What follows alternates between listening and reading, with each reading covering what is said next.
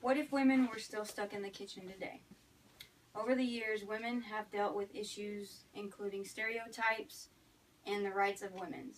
As most of you know, women did not have the right to vote until 1920. Some of the stereotypes women have had to deal with include gender equality stereotypes. Women are seen as they're supposed to stay at home, take care of the house, clean, and take care of the children.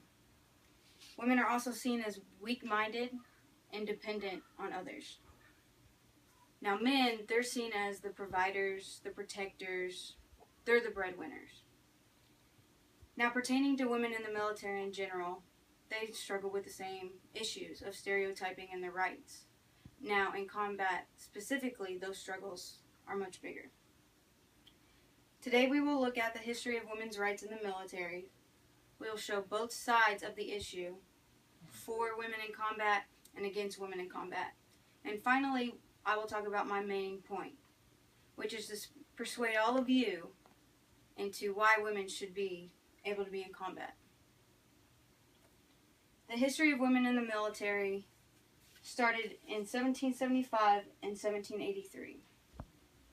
According to the Women's Memorial Organization, women began serving on the battlefield as nurses, water bearers, cook, and laundress during the American Revolution.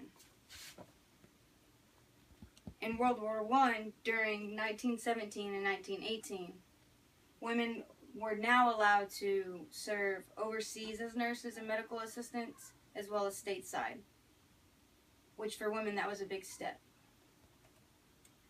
In 1920, the Army Reorganization Act provided military nurses to have the rank of officers, but failed to give them the same recognition and privileges as their male counterparts. It wasn't until 2008 when the first female Army woman was promoted to 4-star general, and she was named Anne E. DeWoody. So we've reviewed the history of women's rights in the military. Now let's look at some possible reasons why some are against women in combat. Yes, women are not physically built the same as men, and they might not even be as strong as men.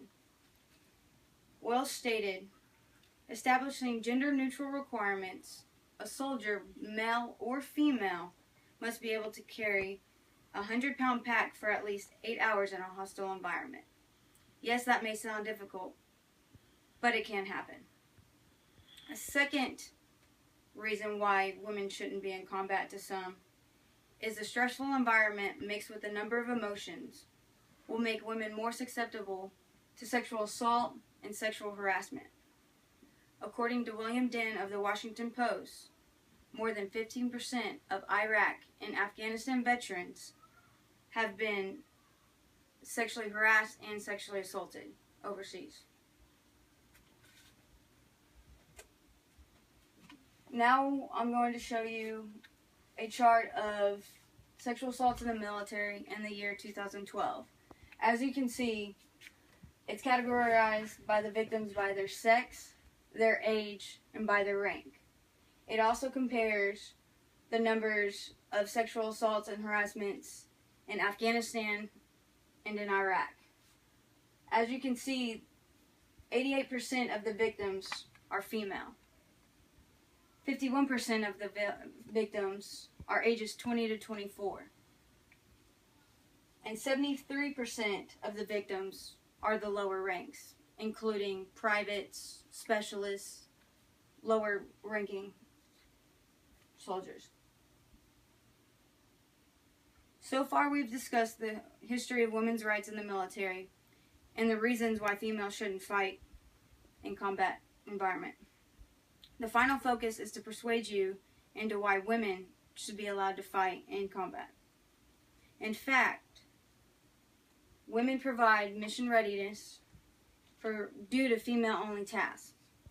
According to Miller and Rosenell, there are certain combat positions for which women provide a unique tactical advantage in counterinsurgency operations. Male service members are prohibited from looking and speaking to Afghan women on patrols or speaking or touching them at routine checkpoints to search for weapons and explosives. A challenge that poses a security risk that only female service members are equipped to handle. Women service members also have empathizing mannerisms, which can help with dealing with informants. Mainly, informants feel unsafe when talking to male soldiers. Since women have those different kind of mannerisms and different perspectives, it allows informants to feel safe to open and talk about information without being punished. Successful solutions. So now that you've heard my points, the solutions that can come from women in the military, or in fighting in combat in military, first and foremost is a great advancement in U.S. history. Not just for in the military, but women in general. As I said, with their different perspectives and their mindsets, a war advantage, it gives a better war advantage. If we focus on the positive advantages of women in combat and try to compromise with the opposing views that people are so quick to state, then we can create an equal solution to this situation. If we expand the rights of women in the military, our military will become the strongest it's ever been and ever will be. All in all, the unique perception and mindset of women in combat situations will always surpass the physical obstacles that they may endure. Thank you.